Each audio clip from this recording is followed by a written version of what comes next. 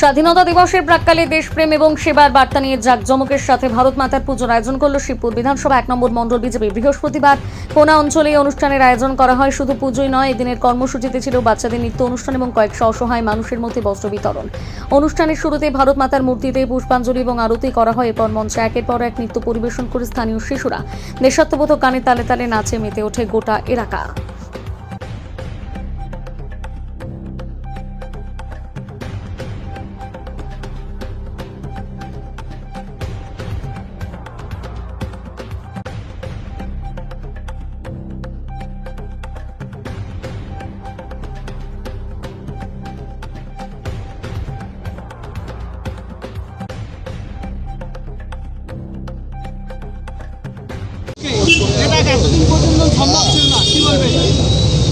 দেখুন, আমাদের কর্মীরা দীর্ঘদিন আগে মানে 2000 সম্ভবত 19 সে সময় ভারত মাতা পুজো করতে গেছিলো। এখানকার সৌমেন মণ্ডল আরও সমস্ত আমাদের সবাই এখানকার ছেলেরা, আমাদের এখানকার সব ছেলেরাই মিলেই করতে গেছিলো। হয়তো ছোটো আকারে পুজোটা করতে গেছিলো। সে সময় তৃণমূলের গুন্ডা বাহিনী আর পুলিশ বাহিনী একত্রিত পুজোটা বন্ধ করে দিয়েছিল। আমার ধন্যবাদ শিবপুর 1 নম্বর মণ্ডলের সভানেত্রীকে, অপর্ণাদিকে আমার ধন্যবাদ এই কারণে যে আমাদের এখানকার সমস্ত ছেলেদেরকে একত্রিত করে আজকের দিনে এই পুজোটাকে করতে সাহায্য করছে। এইটা হচ্ছে আমাদের এলাকার যত ভারতীয় জনতা পার্টির কর্মী আছে প্রত্যেকের কৃতিত্ব। এই কৃতিত্ব একার কারণ নয়। আর যারা আজকে এসছে তারা ধন্যবাদ, যারা না এসছে তাদেরকেও ধন্যবাদ।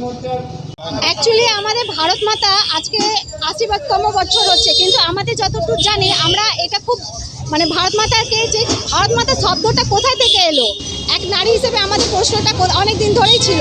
কারণ ভারতের পরে আমরা যত দেশ দেখেছি, পাকিস্তান, ভুটান, সবাই কিন্তু ভারত মার পুজো করে না। ভারত শুধু ভারত মাতাকে নিচ্ছে, কিন্তু ভারত মাতাটা মাতা কেন পড়লো সেটা নিয়ে আমাদেরকে চিন্তাধারণা করতে হবে। ভারত মাতা আমাদের, আমরা যা মা, আমরা মায়ের জাত।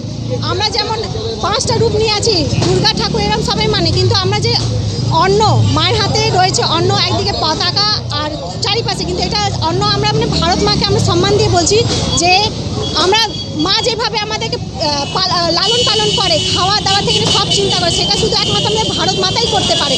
আর কোনো দেশকে আমি মানতে পারবো না যে ভারতের আগে কোনোদিন কোনো দেশ হতে পারে। তাই আমরা এখনও বলবো ভারত মাতাই থাকবে। আর ভারত মাতার নামটা সব থেকে বড় কথা, ভারত মাতা একটা শব্দ, এটাকে স্টার্ট করেছিল আমাদের আজিজ মোল্লা খান, এই প্রথম ভারত মাতা। তারপরে আমাদের বঙ্কিমচন্দ্র চট্টোপাধ্যায় একটা উপন্যাসে লিখিত ছিল, নামটা কি আছে, আনন্দ মঠ, সেটা থেকে কিন্তু আমাদের ভারত মাতার শব্দটা এসেছে।